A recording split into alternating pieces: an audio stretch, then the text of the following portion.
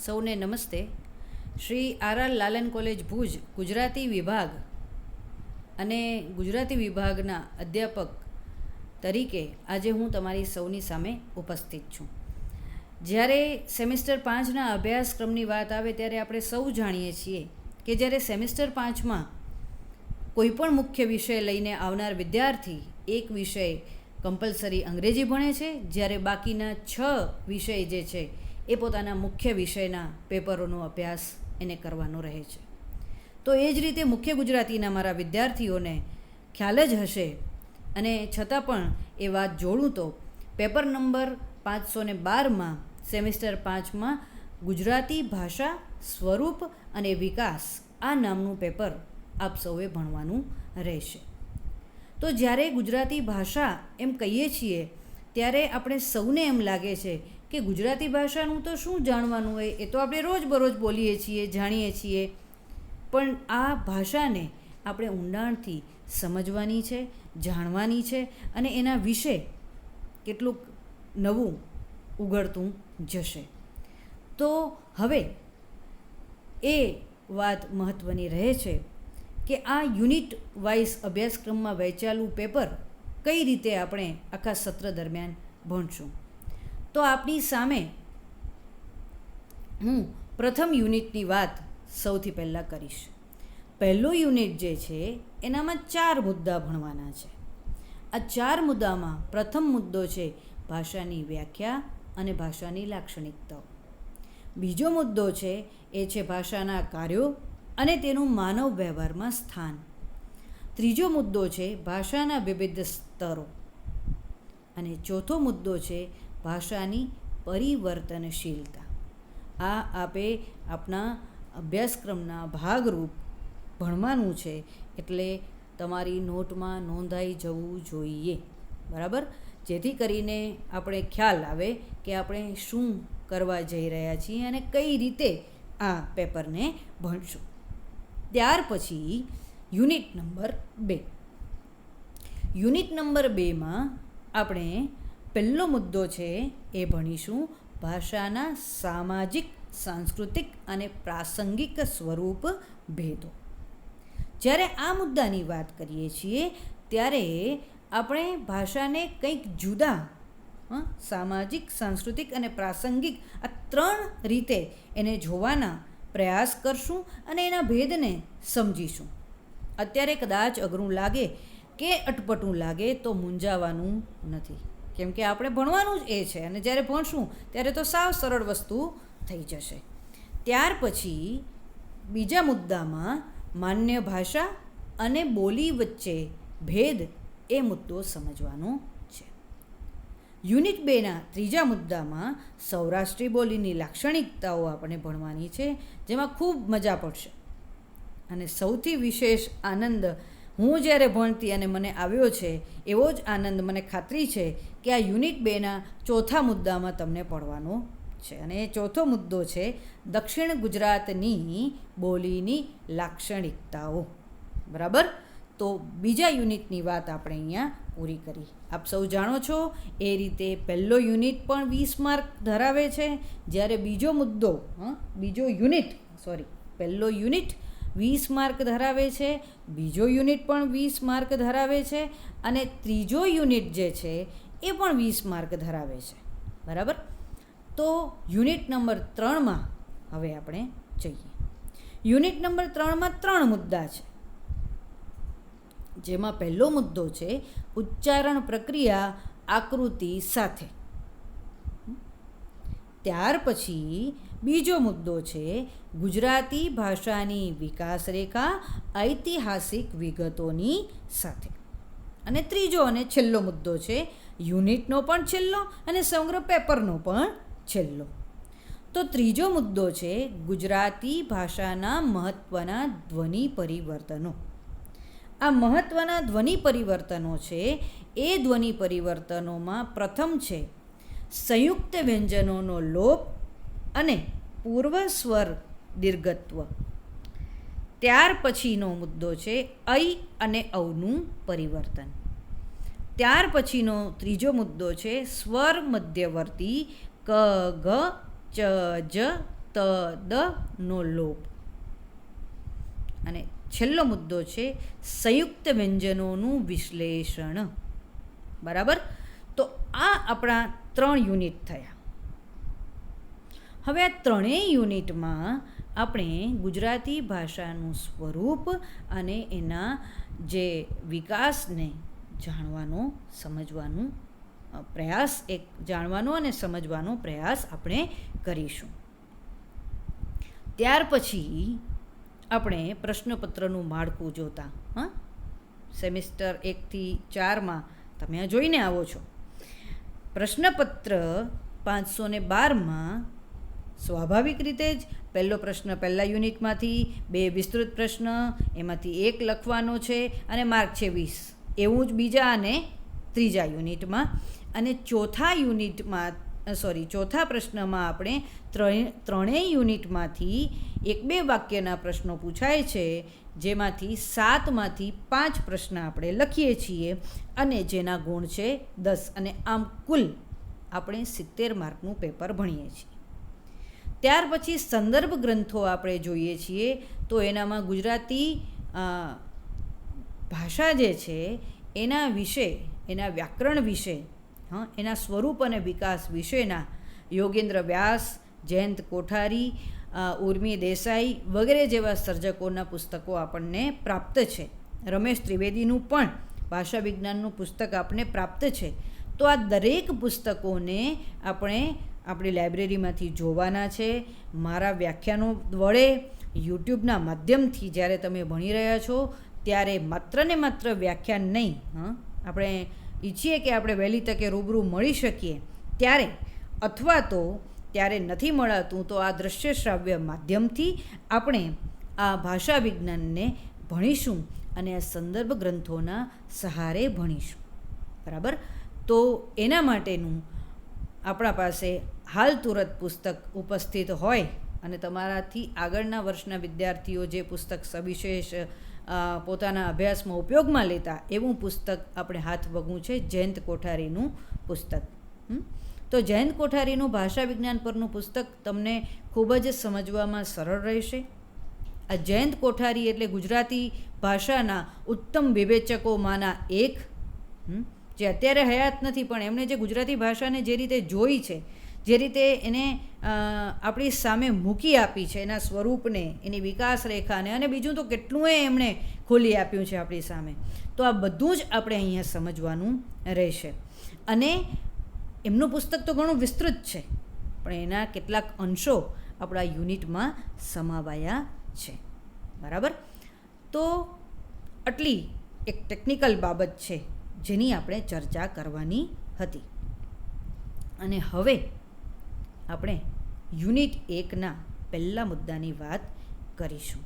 તો યુનિટ 1નો પહેલો મુદ્દો છે આપણી સામે હાજર જ છે. યુનિટ 1 સ્ક્રીન ઉપર પણ નજર રાખજો. એનામાં જે પીપીટી બનાવેલી છે એનામાં મુદ્દો આપેલો જ છે. કયો મુદ્દો છે? ભાષાની વ્યાખ્યા અને ભાષાની લાક્ષણિકતા. તો ભાષાની વ્યાખ્યા આવું કેમ? તો કોઈ પણ વસ્તુને, કોઈ પણ બાબતને સમજવા માટે એની ડેફિનેશન એટલે કે એની વ્યાખ્યા જાણવી જરૂરી છે.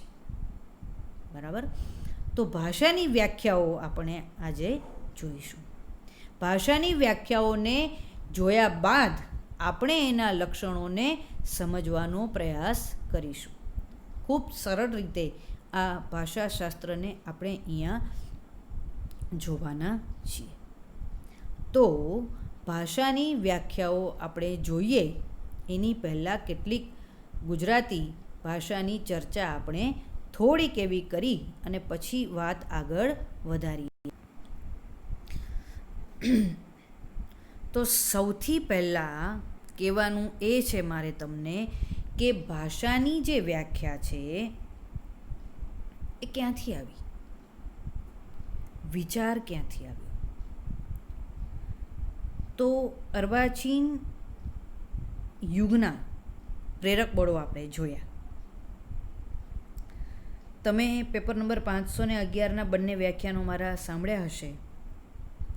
આગળ પણ આપણે રથવી સાહેબના કે નીલુબેનના વ્યાખ્યાનો સાંભળીએ છીએ, ત્યારે એમાંથી ક્યાંક ને ક્યાંક આપણે એવું જાણવા મળે છે કે મૂળે મધ્યકાળથી છૂટા પડીને પાશ્ચાત્ય સાહિત્યના સંપર્કને કારણે ભારત અને ગુજરાતમાં વિવિધ વિદ્યાશાખાઓ અસ્તિત્વમાં આવે છે અને આ જુદી જુદી વિદ્યાશાખાઓમાં જુદા જુદા શાસ્ત્રોનો અભ્યાસ શરૂ થાય છે.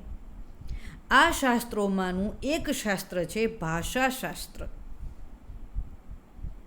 જેમાં ભાષાની વાત ઊંડાણપૂર્વક કરવામાં આવી. સાહિત્ય એટલે શું, કલા એટલે શું, કોઈ શાસ્ત્ર છે તો એનો સંદર્ભ શું, આ બધું જ પાશ્ચાત્ય વિચારકો, પાશ્ચાત્ય સાહિત્ય સર્જકોએ આપણને વિચારધારા આપી છે. એટલે જેટલી પણ વ્યાખ્યાઓ મળે છે એ સૌ પહેલાં તો પાશ્ચાત્ય સર્જકો પાસેથી આપણને આ વ્યાખ્યાઓ મળે છે. એમાંની 5 મહત્ત્વની વ્યાખ્યાઓ આપણે જોઈશું, જેનામાં ભાષાની વ્યાખ્યા આ 5 જુદા જુદા ભાષાશાસ્ત્રીઓએ આપી છે. એ એટલી મહત્ત્વની છે કે પછીથી ગુજરાતી સાહિત્યના, ગુજરાતી ભાષાશાસ્ત્રના ભાષાના શાસ્ત્રીઓએ આ વ્યાખ્યાઓને ધ્યાને લઈ અને ભાષાનું સ્વરૂપ સમજવાનો એક નમ્ર પ્રયાસ કરેલો છે. તો પહેલવેલી વ્યાખ્યા છે એ સપીર નામના ભાષા વિજ્ઞાની પાસેથી મળે છે અને એ વ્યાખ્યા એમણે 1921માં આપેલી છે. તમે પણ મારી સાથે સ્ક્રીન ઉપર જોઈ શકો છો. પહેલાં આપણે ભાષાની આ જે વ્યાખ્યા છે એનું પઠન કરીએ, એ જોઈએ, એ સાંભળીએ અને પછી એનામાં શું કહેવા માંગે છે એ સમજીએ. તો વ્યાખ્યા કંઈક આવી છે: ભાષા એટલે સ્વૈચ્છિક રીતે ઉપજાવેલા સંકેતો દ્વારા વિચારો, લાગણીઓ, એષણાઓનું સંક્રમણ કરવાની કેવળ માનવીય અને બિનસાહજિક પદ્ધતિ. ફરીથી બોલું છું. ભાષા એટલે સ્વૈચ્છિક રીતે ઉપજાવેલા સંકેતો દ્વારા વિચારો, લાગણીઓ અને એષણાઓનું સંક્રમણ કરવાની કેવળ માનવીય અને બિનસાહજિક પદ્ધતિ. તો તમે કહેશો કે મેડમ અમે ગુજરાતી ભાષા તો જાણીએ છીએ. હા મિત્રો, તમે સાચા છો કે તમે ગુજરાતી ભાષા જાણો છો, પણ ગુજરાતી ભાષા વિશે જાણતા નથી. એ જ તમારે અહીંયા જાણવાનું છે.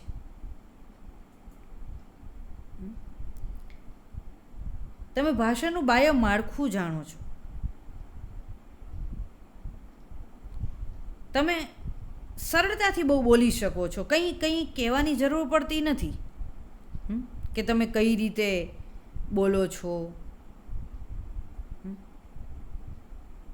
તમને કોઈ નાના હતા ત્યારે એમ કહેવા નહોતું આવ્યું કે મમ્મી હતો, પપ્પા હતી, એમ બોલો અથવા તો એમ ન બોલો. તમને ખબર જ છે કે ક્યાં કઈ રીતે કયું વચન આવે, ક્યાં કયું લિંગ વપરાય, બધી ખબર છે.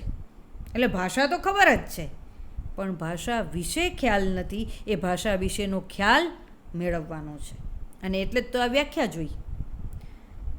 તો આ વ્યાખ્યા બહુ મહત્ત્વની વ્યાખ્યા છે. 5 વ્યાખ્યાઓમાં સૌથી પહેલી જે વ્યાખ્યા આપણે પસંદ કરી છે એ સપીર નામના ભાષા વિજ્ઞાનીની વ્યાખ્યા છે અને આ વ્યાખ્યામાં એ કહે છે કે ભાષા એટલે સ્વૈચ્છિક રીતે, અટકીએ, સ્વૈચ્છિક, પોતાની રીતે. કોણ પોતાની રીતે નક્કી કરશે? મનુષ્ય જાત, કોઈ એક સમુદાય.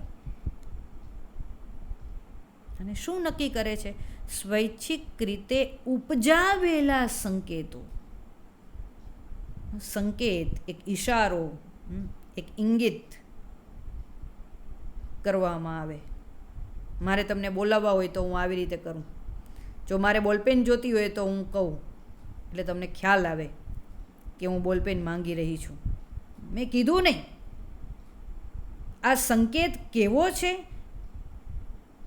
એ સામાન્ય રોજબરોજના સંદર્ભમાં તમે સાંભળો છો, જુઓ છો, સાંભળતા નથી.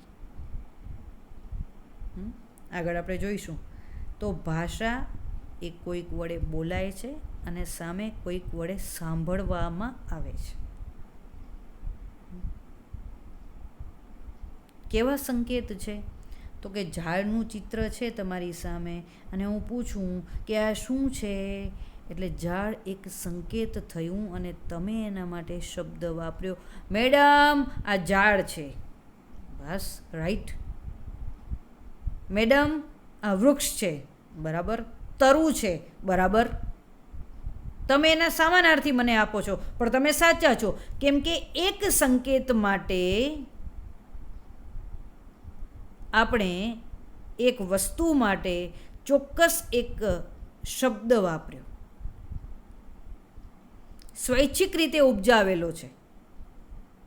હવે આ જ ઝાડને જોઈને કોઈ ઇંગ્લેન્ડનો અંગ્રેજ this is tree, TREE tree શબ્દ વાપરે છે, તો આ તો તમને ને મને અંગ્રેજી આવડે છે એટલે વાંધો નથી.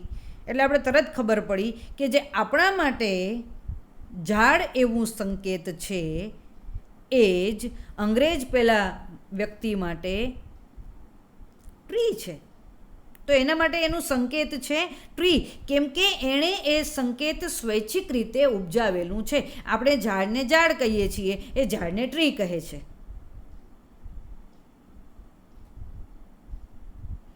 આપણે ગુજરાતીમાં કહીએ છીએ કે આ મારી કોલેજ છે, અને હિન્દીમાં એમ કહેવાય છે કે યહ મેરા કોલેજ હે. ત્યાં પુલ્લિંગ છે. તો એક જ ભાષામાં નક્કી જ છે કે ઝાડને ઝાડ કહેવામાં આવે. જ્યારે ભાષા બદલાઈ જશે એટલે એના સ્વૈચ્છિક રીતે ઉપજાવેલા સંકેતો પણ બદલાઈ જશે. તો ભાષા સ્વૈચ્છિક રીતે ઉપજાવેલા સંકેતો દ્વારા શું કામ કરે છે? તો કે વિચારો, લાગણીઓ અને એષણાઓનું સંક્રમણ કરવાની 3 વસ્તુનું સંક્રમણ થઈ શકે છે. એટલે જુદી જુદી રીતે વિચારોનું, લાગણીઓનું અને એષણાઓ એટલે કે ઈચ્છાઓનું. હું અત્યારે ભાષા વિજ્ઞાન ભણાવતા ભણાવતા મારા વિચારો તમારી સામે રજૂ કરું છું. એનું એક કારણ છે કે સ્વૈચ્છિક રીતે માનવ જાતિમાં ગુજરાતી સમાજે સ્વૈચ્છિક રીતે, સાંભળજો ધ્યાનથી, કંઈ અઘરું નથી, સાવ સરળ છે. સ્વૈચ્છિક રીતે ઉપજાવેલા સંકેતો જે હું જાણું છું એ જ તમે જાણો છો, અને હું જે બોલું છું એ જ તમે સમજો છો. હું બોલું છું એના સિવાયનું તમે સમજતા નથી, કેમ કે મારા અને તમારા માટે એ સંકેતોનું સમાન હોવું એ આપણા વચ્ચે કોમન થિંગ છે. અત્યારે હું તમિલમાં ભણાવું અને આપ સૌ મિત્રો તમિલ જાણતા જ ન હો, તો મારા સંકેતો જુદા છે અને તમારા સંકેતો જુદા છે, એટલે સંક્રમણ, કોમ્યુનિકેશન થવાનો કોઈ ચાન્સ જ નથી. બરાબર? સિવાય કે સાવ ઈશારામાં વાત કરીએ તો થોડી ઘણી વળી જરાક જાય આગળ, પણ આપણા વચ્ચે 2 કે તેથી વધારે વ્યક્તિઓનો સમૂહ જ્યારે કોઈ સંવાદ રચવા માંગે છે, કોઈ વિચારોની વહેંચણી કરવા માંગે છે, ત્યારે બંને વચ્ચે ભાષાનું એક કોમન માધ્યમ હોવું કમ્પલસરી છે, અનિવાર્ય છે. તો વિચારોનું હું આદાન પ્રદાન કરી રહી છું અને તમે એ વિચારો ઝીલો છો. હું બોલીને એ વિચારો વ્યક્ત કરું છું અને તમે એ સાંભળીને એ વિચારો ઝીલો છો. પછી ખાલી કાંઈ સાંભળી નથી લેતા, એને સમજવાનો પણ પ્રયાસ કરો છો.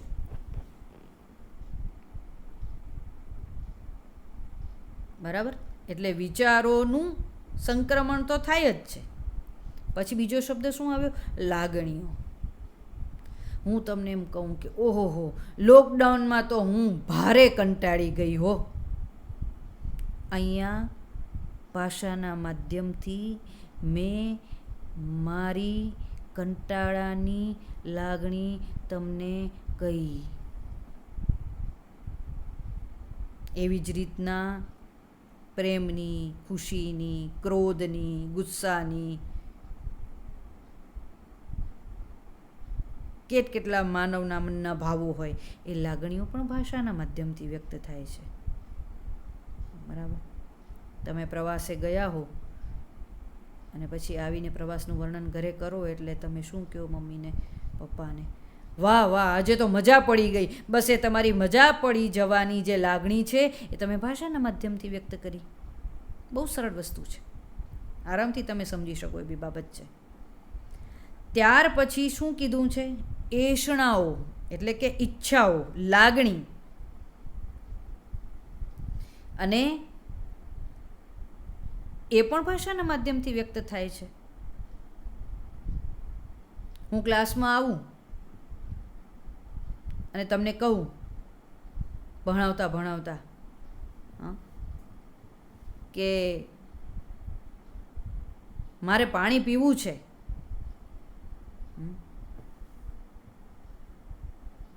તો મેં મારી ઈચ્છા વ્યક્ત કરી અને તમારી પાસે પાણીની બોટલ છે અને તમે મને આપો છો, પણ હું મનમાં ને મનમાં બોલું કે વિચારું અને ભાષા દ્વારા વ્યક્ત કરું નહીં, તો શું તમને ખ્યાલ આવશે કે મેડમને તરસ લાગી છે? તમે અંતર્યામી તો છો નહીં. મારે બોલવું તો પડશે ને, અને બોલવા માટે મારે શેનો સહારો લેવો પડશે? ભાષાનો. તો ભાષા સ્વૈચ્છિક રીતે ઉપજાવેલા સંકેતો દ્વારા વિચારો, લાગણીઓ અને એષણાઓનું સંક્રમણ કરવાની કેવળ માનવીય, ઓનલી હ્યુમન બિંગ, માત્ર ને માત્ર માનવો વાપરી શકે એવી ભાષા છે. બરાબર. કેવળ માનવીય. બીજું તો કોઈ બોલી શકતું નથી સજીવ સૃષ્ટિમાં. હા, પોપટ છે નકલ કરે છે, પણ એને ખબર નથી, નકલમાં અકલ નથી, આપણે જાણીએ છીએ. કેવળ માનવીય પદ્ધતિ છે, પદ્ધતિ છે ભાષા, એમને એમ નથી. સમજો કે મેં ઝાડ લખ્યું કે ફૂલ લખું, તો હું ફૂ પછી લ જ લખું તો જ તમને ફૂલ મગજમાં બેસે, પણ હું લ પછી ફૂ લખું તો તમને એકેય જાતનું ફૂલ મગજમાં નહીં આવે. બરાબર ને? પદ્ધતિસરની છે આ ભાષા, આડી અવળી નથી. આ પણ એટલું જ સમજવાનું છે. હું સફરજન લખું, જન સફર એમ લખું તો તમને નહીં સમજાય. ખ્યાલ આવે છે? એટલે એમાં પદ્ધતિ છે. કેવી? તો કે માનવીય અને બિન સાહજિક. એ બિન સાહજિક છે. આમ તરત કાંઈ આવડી ન જાય, ભાષા શીખાડવી પડે. આમ સહજ હોય તો જન્મીને સીધા બોલવા ન મંડીએ. હાઈ ક્લાસ જીભ તો પહેલેથી ભગવાને દીધી છે. બિન સાહજિક પદ્ધતિ છે.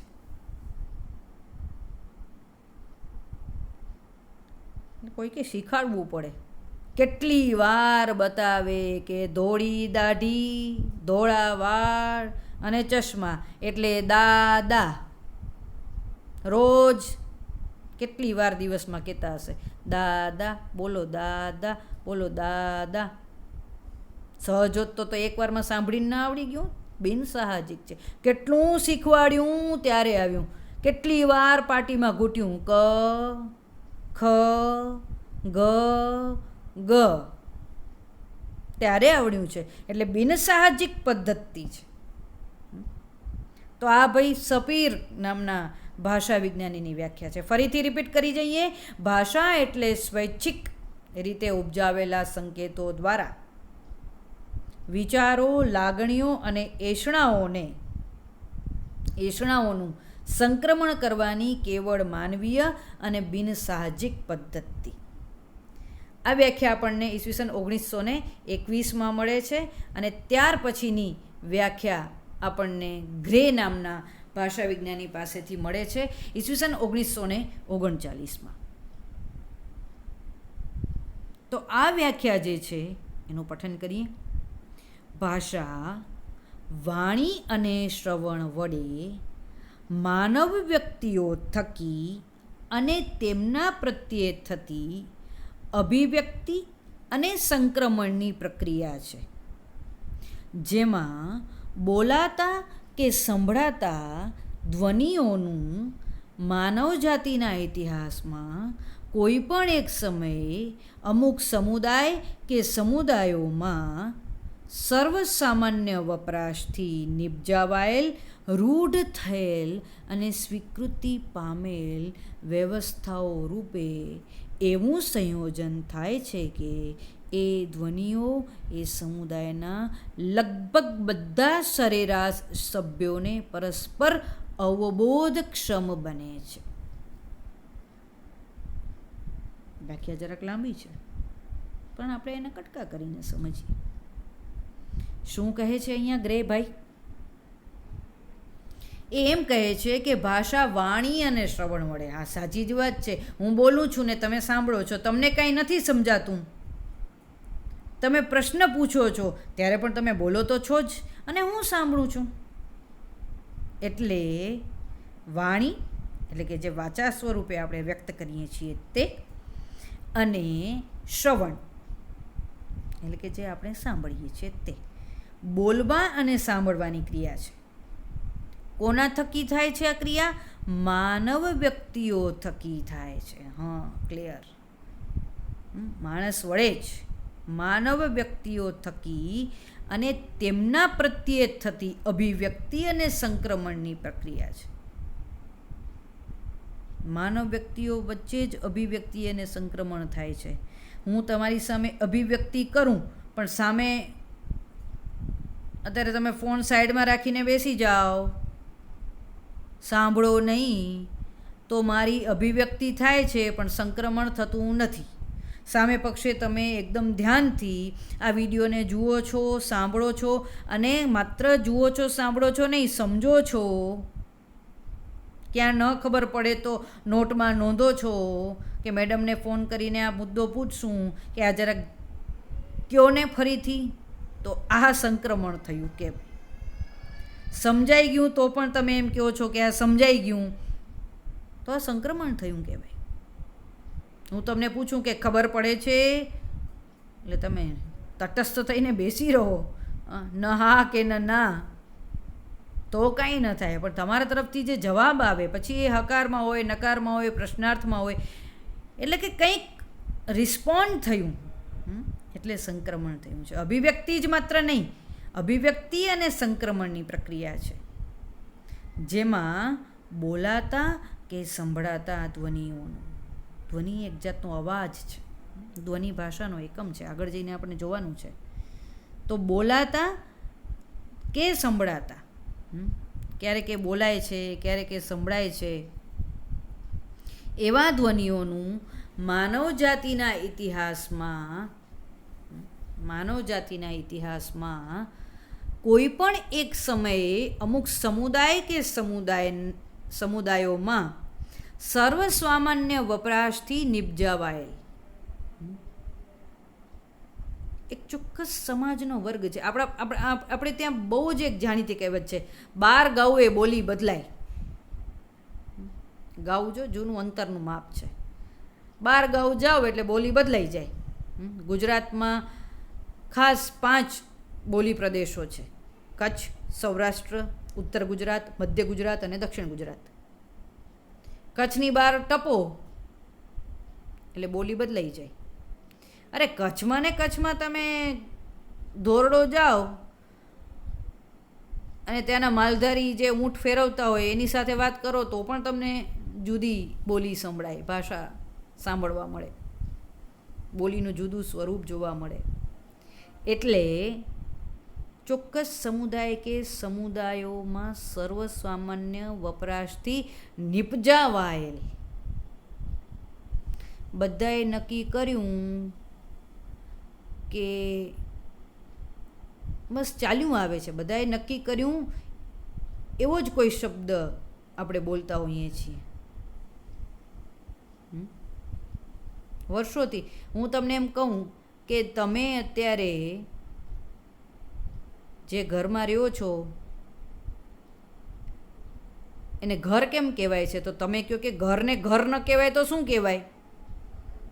એટલે હું કહું કે એ તો સાચી વાત છે, ઘરને કેમ ઘર કહેવાય?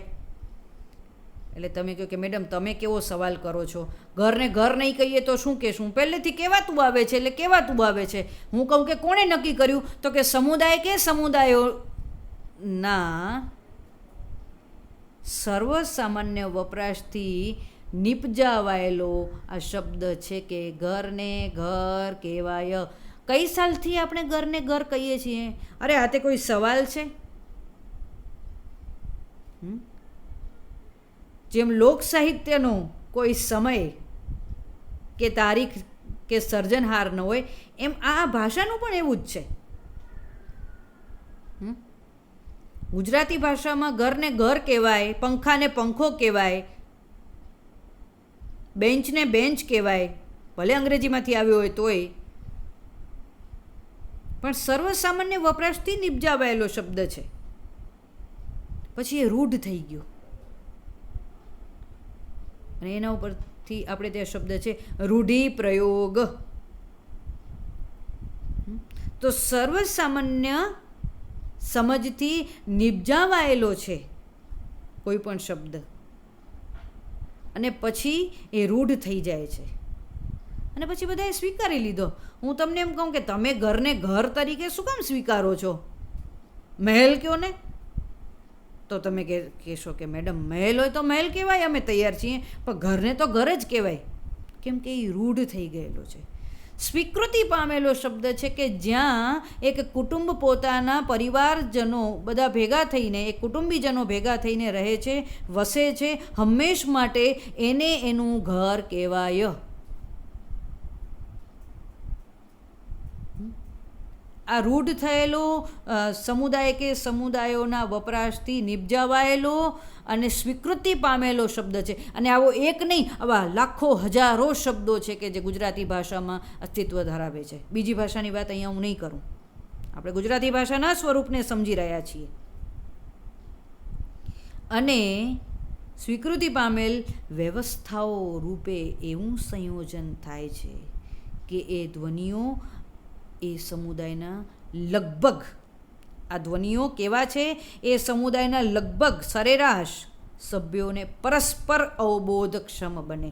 હું ઘર કહું ત્યારે તમે ઘર જ સમજો છો, મહેલ સમજતા નથી. હું નદી કહું ત્યારે તમે નદી જ સમજો છો, દરિયો સમજતા નથી. કેમ કે મારા માટે જે નદી છે એ તમારા માટે પણ નદી જ છે.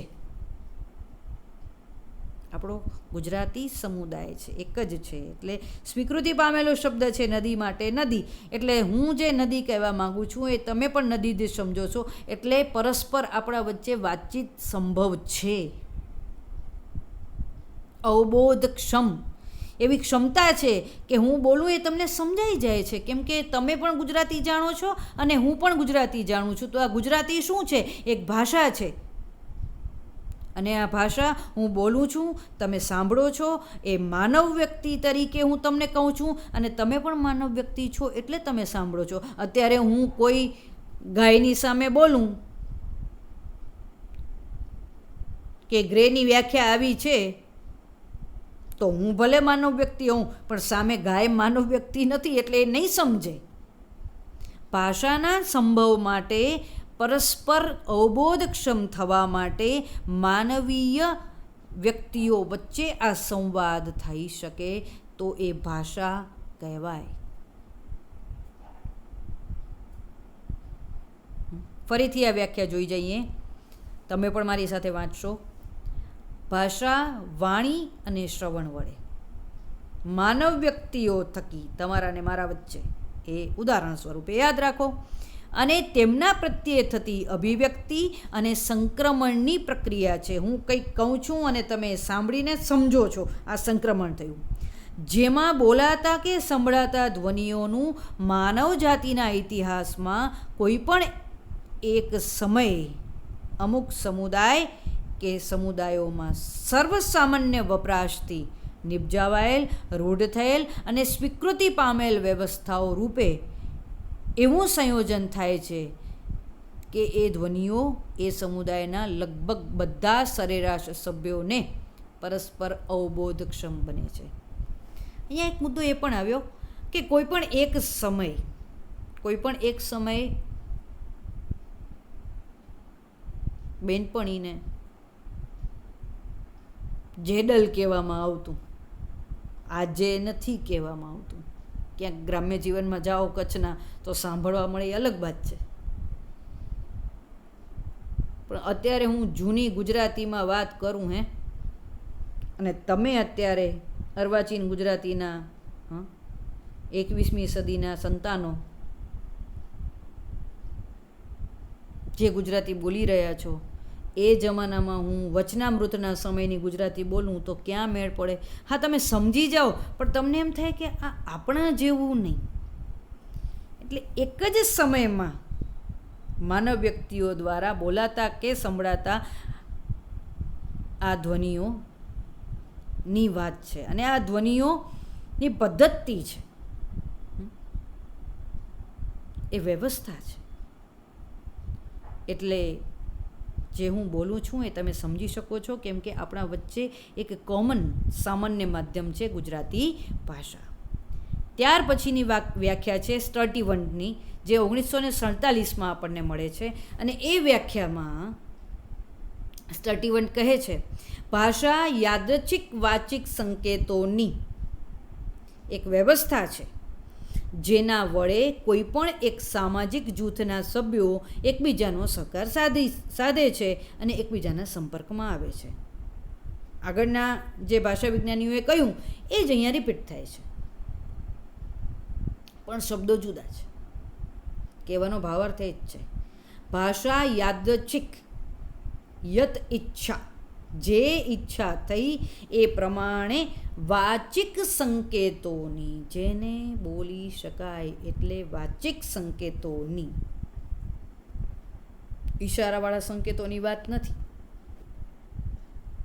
વાચિક, જેને વાચાનું રૂપ આપી શકાય એવા સંકેતોની એક વ્યવસ્થા છે, જેના વડે કોઈ પણ એક સામાજિક જૂથના સભ્યો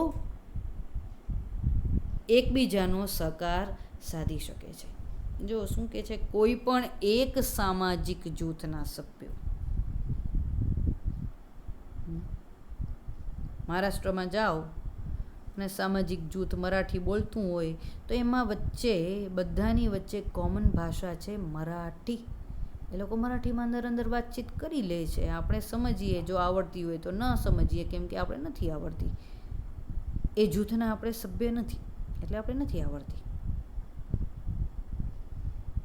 બંગાળી ભાષા બોલનારો ચોક્કસ એક સામાજિક જૂથ છે જે બંગાળીમાં વાતચીત કરે છે. અત્યારે પણ વર્ગખંડમાં એવું ઘણીવાર થતું હોય છે ને કે કચ્છી બોલનારા વિદ્યાર્થીઓ, આમ બધા ગુજરાતીના જ વિદ્યાર્થી છે ક્લાસમાં, બરાબર? એમાંથી કેટલાક વિદ્યાર્થીઓ કચ્છી સમજે છે ને કેટલાક બોલી શકે છે ને કેટલાક પ્યોર કચ્છી જ બોલે છે. તો ઘણીવાર ક્લાસમાં કચ્છી બોલતા વિદ્યાર્થીઓ પરસ્પર કચ્છીમાં વાતચીત કરે ત્યારે ગુજરાતી બોલતા વિદ્યાર્થીઓ કાં માત્ર સાંભળી રહે કાં માત્ર જોઈ રહે કે આ શું કહેવા માંગે છે, અને તમારી અંદર વાતચીત થઈ જાય છે કચ્છીમાં. તો કચ્છી એ બોલી છે, પણ તમારું સામાજિક જૂથ એ છે, એ વાત પૂરતું, બરાબર? તો એકબીજા સાથે તમે સહકાર સાધો છો, વાતચીત કરો છો, તમે વસ્તુઓનું, વિચારોનું આદાન પ્રદાન કરો છો, બધું જ કરો છો, સપીરની વ્યાખ્યામાં હતું તેમ, અને એકબીજાના સંપર્કમાં આવે છે. આજે તમારા ક્લાસમાં એક વિદ્યાર્થી નવી કોઈ ભાષા જર્મન જઈને જાણી આવ્યો છે, જર્મનીમાં બોલે છે, અને બીજા વિદ્યાર્થીને એ જર્મનીની એની ભાષામાં, જર્મનમાં એ કહે કે અહીંયા આવતો, હવે એ 500 વાર બોલે કે 1 વાર બોલે કે 10 વાર બોલે, અહીંયા આવતો જર્મનીમાં બોલે, જર્મન ભાષામાં, ને બીજો એ જાણતો જ નથી, તો એ શું જાશે? કેમ કે એ સમજતો જ નથી. પેલો અભિવ્યક્ત થાય છે પણ આને સંક્રમણ થતું જ નથી. કેમ? તો કે એ સાંભળે છે પણ એને સમજાતું નથી. એટલે એક જ સામાજિક જૂથના સભ્ય હોવું એ સહકાર સાધવા માટે અને એકબીજાના સંપર્કમાં આવવા માટે જરૂરી છે.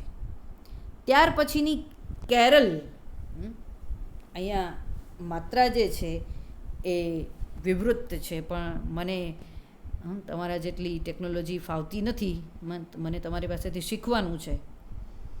એટલે કેરળ છે એ કેરલાનો કેરળ નથી, એ વ્યક્તિ કેરલ છે, વિવૃત એ છે. તો કેરલ છે એ 1953માં ભાષાની વ્યાખ્યા આપતા આમ કહે છે કે ભાષા યાદચ્છિક વાચિક ધ્વનિઓ અને ધ્વનિ શ્રેણીઓની, આણે વળી વિશેષ કીધું, નોંધજો. આ નોંધજો વ્યાખ્યાઓ. ભાષા યાદચ્છિક વાચિક ધ્વનિઓ અને ધ્વનિ શ્રેણીઓની એક સંગઠનાયુક્ત વ્યવસ્થા છે, જે માનવ વ્યક્તિઓના કોઈ જૂથ દ્વારા અરસપરસના સંદેશા વ્યવહારમાં ઉપયોગમાં લેવાય છે કે લઈ શકાય છે, અને માનવ પરિસ્થિતિમાં જોવા મળતા પદાર્થો, ઘટનાઓ અને પ્રક્રિયાઓને લગભગ અશેષપણે નોંધી આપે છે. ફરી પાછા કટકા કરીને સમજીશું વ્યાખ્યાને. ભાષા યાદચ્છિક, યત ઈચ્છા, જે ઈચ્છા હતી એ પ્રમાણે, કોણે? તો કે માણસે જ ને. ભાષા યાદચ્છિક એટલે કે જે ઈચ્છા હતી એ મુજબ વાચિક ધ્વનિઓ અને ધ્વનિ શ્રેણીઓ. હવે સામાન્ય સંજોગોમાં ધ્વનિ એટલે શું? ચાલો વિચારો. ધ્વનિ એટલે અવાજ, પણ અહીંયા ધ્વનિ એટલે ધ્વનિ ભાષાનો નાનામાં નાનો એકમ છે. ક, ખ, ગ, ગ.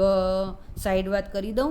ભાષા વિજ્ઞાન ભણતી વખતે, હે મારા વાલા બાળકો, તમારે કક્કો બારાખડી આખું આવડવું જોઈએ. જેટલાને આવડે છે પોતાની પીઠ થાબડી લે મારા વતીથી. ધન્યવાદ છે એમને. અને ન આવડતી હોય તો દેશી હિસાબ લઈને બેસવું, એમાં શરમાવવું નહીં. ક, ખ, ગ, ગ, અંગ, ચ, છ, જ, ઝ, ઝંગ, ટ, ઠ, ડ, ઢ, ણ, ત, થ, દ, ધ, ન, પ, ફ, બ, ભ, મ, ય, ર, લ, વ, શ, ચ, સ, હ, ળ, ક્ષ, જ્ઞ. આ વ્યંજનો જેને અહીંયા ધ્વનિ તરીકે ઓળખાવે છે. અને આ ધ્વનિઓની શ્રેણી આખી હોય તો એક શબ્દ બને ને. હવે ખાલી હું ક લખી નાખું, પછી ઓ લખું, પછી લ લખું, અને પછી એ લખું, અને પછી જ લખું, બધું છૂટું છૂટું લખી નાખું તો કાંઈ ખબર નહીં પડે. મારે બધું લખવું પડશે સાથે. કોલેજ, એટલે તમને ખબર પડે કે મેડમ કોલેજ એવો શબ્દ બોલ્યા. આપણે જે ધ્વનિ કહીએ છીએ, અક્ષર કહીએ છીએ, ભાષા વિજ્ઞાનમાં ધ્વનિ છે. તો ખાલી અક્ષર બોલવાથી વાત ન થાય પૂરી. અક્ષરોથી થોડો કોઈ અર્થ સરે છે, ધ્વનિઓથી. એ ધ્વનિઓની શ્રેણી હોય તો કંઈક સમજાય ને.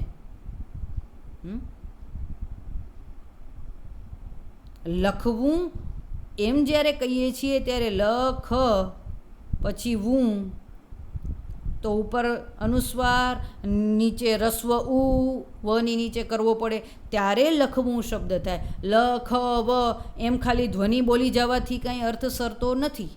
એ ધ્વનિ શ્રેણીમાં બદલાશે ત્યારે ચોક્કસ અર્થ ધરાવશે. એટલે ફરીથી અડધી દોઢ લીટી જોઈ જઈએ.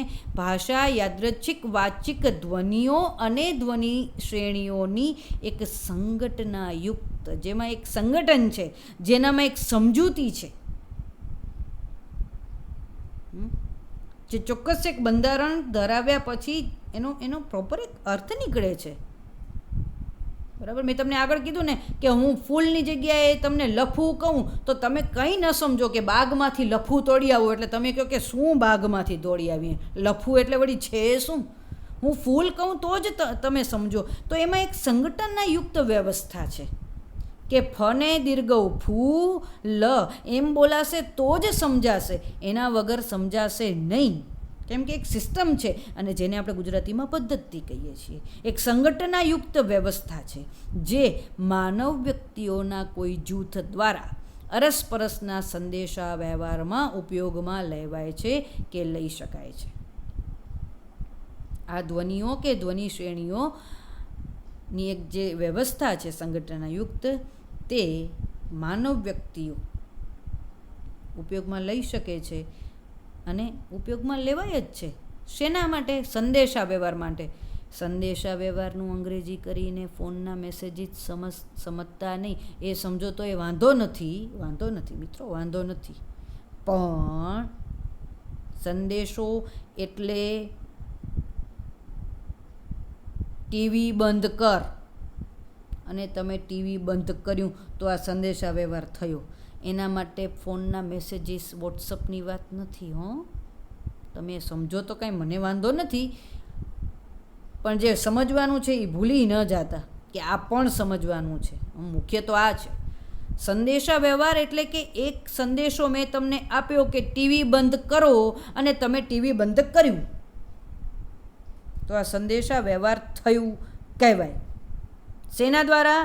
ધ્વનિ શ્રેણીઓની સંગઠનાયુક્ત વ્યવસ્થા દ્વારા આ સંદેશા વ્યવહારની જે ઘટના છે, સંદેશા વ્યવહાર આપણે જે ઉપયોગમાં લીધો કે આપણે લઈ શક્યા એ ભાષા દ્વારા જ શક્ય છે. અને માનવ પરિસ્થિતિમાં જોવા મળતા પદાર્થો, ઘટનાઓ અને પ્રક્રિયાઓને લગભગ અશેષપણે નોંધી આપે છે. માનવ પરિસ્થિતિમાં જેટલા પદાર્થો છે, કોઈ ઘટના છે. હવે મારે તમને કેવું છે કે મારા ઘરની બાજુમાં કાલે આગ લાગી હતી, પણ હું બોલું તો થાય ને. લિખિત સ્વરૂપ ક્યાંથી આવ્યું? તમે યાદ રાખજો કે તમે અત્યારે આ નોટ પેન ઉપાડો, હાલો, અને લખો કે હું કોલેજમાં ભણું છું. તો તમે હું કોલેજમાં ભણું છું લખતી વખતે પહેલાં તો એને મનમાં બોલશો. તમે નહીં બોલો ને તો તમે નહીં લખી શકો. ટ્રાય કરો. ચાલો, નોટ પેન લઈ લીધા અને હવે લખો કે હું કોલેજમાં ભણું છું એમ લખો. એમ લખતી વખતે પહેલાં તમે તમારા મનમાં બોલશો. લેખન તો પછીની વાત છે. વાણી અને શ્રવણ એના પાયા છે, પાયા, અને એને ભૂલવાના નથી જ નથી. તો ખ્યાલ આવે છે કે વાચિક ધ્વનિઓ છે આ, અને એની ધ્વનિ શ્રેણીઓની સંગઠનાયુક્ત વ્યવસ્થા છે જે માનવ વ્યક્તિઓના કોઈ જૂથ દ્વારા અરસપરસના સંદેશા વ્યવહારમાં ઉપયોગમાં લેવાય છે કે લઈ શકાય છે. અને માનવ પરિસ્થિતિમાં જોવા મળતા પદાર્થો, મને તમને કંઈક કહેવું હોય કે આ જો ને નવી કોઈક વસ્તુ મેં જોઈ, આ જો ને આવી સરસ ઘટના આજે બની, આજે બહુ મજા પડી, આવી સરસ ઘટના બની, તો મારે કહેવા માટે ભાષાની જરૂર પડશે. ધ્વનિ અને ધ્વનિ શ્રેણીઓની સંગઠનાયુક્ત વ્યવસ્થાની જરૂર પડશે. મારી પાસે ભાષા નહીં હોય તો હું તમને કેમ એક્સપ્રેસ કરીશ? તમારી પાસે કેમ અભિવ્યક્ત થઈશ? ભાષા જરૂરી છે અભિવ્યક્તિ માટે, અને પ્રક્રિયાઓને લગભગ અશેષપણે નોંધી આપે છે. હું કહી દઉં ને ભાષાના માધ્યમથી, એટલે પછી મારી વાત હું તમારી સામે બહુ સરસ રીતે મૂકી શકું, કેમ કે મારી પાસે ભાષાનું માધ્યમ છે. અત્યારે હું ઘરે બેઠી હોઉં અને મનમાં ને મનમાં વિચારું કે મારા ટીવાયના વિદ્યાર્થીઓ લોકડાઉનમાં શું કરતા હશે, હાલો હું જાણું. પણ એ જાણવા માટે મારે તમારી સાથે ફોનમાં વાત કરવી પડશે તો હું જાણી શકીશ. વિચાર કરવાથી કંઈ જાણી નહીં શકું. મારે ધ્વનિ અને ધ્વનિ શ્રેણીઓ ભાષાના ઉપયોગથી તમારી સાથે વાચિક રીતે વાત કરવી પડશે અને ગુજરાતીમાં જ કરવી પડશે, કેમ કે તમે એ જ ગુજરાતી જાણો છો જે ગુજરાતી હું જાણું છું. અને તો આ પ્રક્રિયાઓને આપણે લગભગ, અને હું તમારી સાથે વાત કરીશ, પૂછીશ કે કેમ છો, બરાબર, આમ છે તેમ છે, આપણે ચર્ચા કરીશું અને વાત આપણી પૂરી થશે. એટલે મેં તમારી સાથે વાત કરીને એક સંતોષ મેળવ્યો, જે મારે જાણવું હતું અથવા તો તમારા સમાચાર પૂછવા હતા અને તમને પૂછ્યા એટલે વાત આપણી પૂરી થાય છે. તમે મારી સાથે વાત કરી, બરાબર. તો આ ભાષાના માધ્યમથી થયું. પદાર્થો, ઘટનાઓ અને પ્રક્રિયાઓને લગભગ અશેષપણે નોંધી આપે છે. અશેષ, જેમાં શેષ કંઈ વધતું નથી, બધું જ કહેવાય જાય ભાષાના માધ્યમથી, બરાબર. ઘણું બધું સમજાવાઈ જાય. પદાર્થો, વિજ્ઞાન છે, ભાષા વિજ્ઞાન છે, એક સાયન્સ છે અહીંયા, બરાબર. તો અહીંયા હવેની છેલ્લી વ્યાખ્યામાં આપણે જઈશું અને એ વ્યાખ્યા છે હોલની. જે વ્યાખ્યા આપણે ઈસવીસન 1964માં મળે છે અને વ્યાખ્યા છે આ રીતની કે ભાષાઓ એટલે યાદચ્છિક સંકેત પદ્ધતિ દ્વારા સંદેશા વ્યવહાર કરવાની, માનવો વડે ઉપયોગમાં લેવાતી વાચ્ય શ્રાવ્ય આદતોની વ્યવસ્થાઓ. ભાષાઓ એટલે, ફરી પાછો યાદચ્છિક શબ્દ આવ્યો, યત ઈચ્છા, જે ઈચ્છા હતી એ પ્રમાણે માનવ જાતિએ એ સંકેત પદ્ધતિ વિકસાવેલી છે. એના દ્વારા શું કર્યું? સંદેશા વ્યવહાર કરવાની, વાતચીત કરવાની, માનવો વડે ઉપયોગમાં લેવાતી. હવે ગાયને કાઢતા હો તો આપણે બોલાવીએ આ ભાષા નથી, આ ડચકારો છે. એ અવાજ છે પણ એને કોઈ જ અર્થ નથી ભાષામાં, દેખીતી રીતે. ડચકારાનો અર્થ છે કે આપણે ગાયને કાઢીએ છીએ, પણ ડચકારો એ ભાષા નથી. કૂતરાનું ભસવું એ ભાષા નથી, એ માત્ર અવાજ છે. કોયલનું બોલવું, મોરનો કેકારવ, આ બધા અવાજો છે, ધ્વનિ છે આપણા વ્યવહાર જગતના, પણ એ ભાષા તો નથી જ. માનવો વડે ઉપયોગમાં લેવાતી શું છે? વાચ્ય શ્રાવ્ય આદતો. બોલવાની અને સાંભળવાની જે આદતો છે એની શું છે? એક વ્યવસ્થા છે, ભાષા વ્યવસ્થા છે. ચાલો નોટ પેન ઉગાડો, એક વાક્ય લખીએ. શું વાક્ય લખશું? જો હું કહું એમ જ લખવાનું છે, કંઈ ફેરફાર નથી કરવાનો. લઈ લીધી ને નોટ? હા, લીધી તો ખરી. હવે આપણે લખીએ છીએ, ગુજરાતી હું વિષય છું નો વિદ્યાર્થી. લખી લીધું. હવે મૂળ વાક્ય શું હશે? તો હોશિયાર છો. હું ગુજરાતી વિષયનો વિદ્યાર્થી છું. તો પ્રથમ જે મેં તમને લખાવ્યું એમાં કોઈ જ વ્યવસ્થા નથી, જ્યારે બીજી વાર તમે જે વિધાન લખ્યું એમાં વ્યવસ્થા છે કે આમ પછી આમ જ આવે, આમ પછી આ શબ્દ પછી આ જ આવે. કે હું પછી ગુજરાતી, પછી વિષયનો, પછી વિદ્યાર્થી, પછી છું, પછી અનુસ્વાર, પછી પૂર્ણવિરામ. આ બધું ભેગું લખ્યું? ના રે ના મેડમ, તમે તો કેવી વાત કરો છો, અમને આવડે છે લખતા. હું લખ્યું, પછી સ્પેસ, જગ્યા છોડી, પછી ગુજરાતી, પછી જગ્યા છોડી, પછી વિષયનો, નો ભેગું લખ્યું. હા, તો સાચું. વિદ્યાર્થી, જગ્યા છોડીને, પછી જગ્યા છોડીને પાછું છું.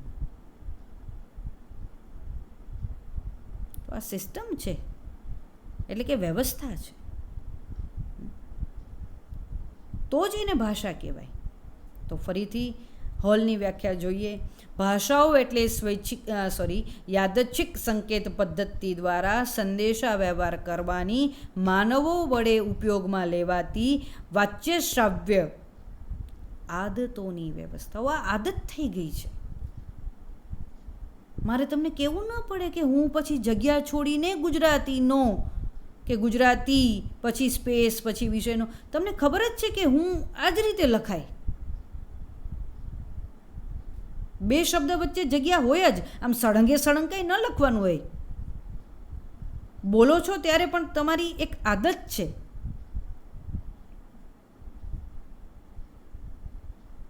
તમે એ જ રીતે સમજો છો જે રીતે હું અત્યારે બોલી રહી છું. હવે હું એમ બોલી જાઉં કે ભાષાઓ એટલે યાદચ્છિક સંકેત પદ્ધતિ દ્વારા સંદેશા વ્યવહાર કરવાની માનવો વડે ઉપયોગમાં લેવાતી વાચ્ય આદતોની વ્યવસ્થાઓ. હવે આનામાં હું ક્યાંય અટકી જ નહીં. આરોહ અવરોહ સહિત હું અટકીને બોલું તો જ તમને એનો અર્થ સમજાશે. સામે પક્ષે તમે ગુજરાતી જાણતા હશો તો જ અર્થ સમજાશે. હું હવે અત્યારે કન્નડ કોઈ ક્લાસરૂમમાં જઈને ગુજરાતી ભણાવું તો નહીં મેળ પડે. એ સમુદાય એક હોવો જોઈએ, એ ભાષા સમજનારો. બરાબર. તો આ 5 વ્યાખ્યા આપણે જોઈ અને આ 5 વ્યાખ્યાઓને આધારે થોડી ઘણી સમજૂતી મેળવવાનો આપણે પ્રયાસ કર્યો. ગરલેસનમાં આ સ્લાઇડ જોજો, વ્યાખ્યાન સાંભળજો અને આ 5 વ્યાખ્યાઓ તમારી નોટમાં નોંધજો. એને આધારે એના લક્ષણો તારવશું અને એના લક્ષણો આપણે આવતીકાલે સમજીશું. બરાબર. ન સમજાય તો ચિંતા કરવાની નથી. આપણે ફોનથી મળીશું. જ્યારે આ બધી મહામારી દૂર થશે અને શાળા કોલેજો ખુલશે ત્યારે આપણે રૂબરૂમાં ચર્ચા કરીશું. પણ અત્યારે આપણો અભ્યાસ બગડે નહીં એટલે એ હેતુથી આપણે આ માધ્યમથી આ રીતે મળી રહ્યા છીએ. મને ખબર છે કે તમારા માટે પણ આ નવું છે, મારા માટે પણ આ નવું છે. એટલે આપણે રૂબરૂ મળશું ત્યારે તમારા ડાઉટ હશે તો એ આપણે આરામથી ક્લિયર કરશું. તમે ફોનથી પણ વાત કરો જ છો અવારનવાર મારી સાથે. બરાબર. તો આપણે ભાષાની વ્યાખ્યાઓને આધારે આવતીકાલે એના લક્ષણો સમજીશું. બરાબર. અને આ નોંધજો. સંદર્ભ ગ્રંથો લાઇબ્રેરીમાંથી કે બીજે કશેથી કે પછી જૂના મિત્રો પાસેથી મળતા હોય તો લઈ રાખજો. પણ સોશિયલ ડિસ્ટન્સ અને માસ્ક પહેરીને તમારું ધ્યાન રાખજો. તમારું ધ્યાન રાખશો અને તમે સ્વસ્થ હશો તો ભણવાની મજા આવશે. તો સલામત રહો અને સ્વસ્થ રહો. ફરી પાછા કાલે મળીશું. આવજો.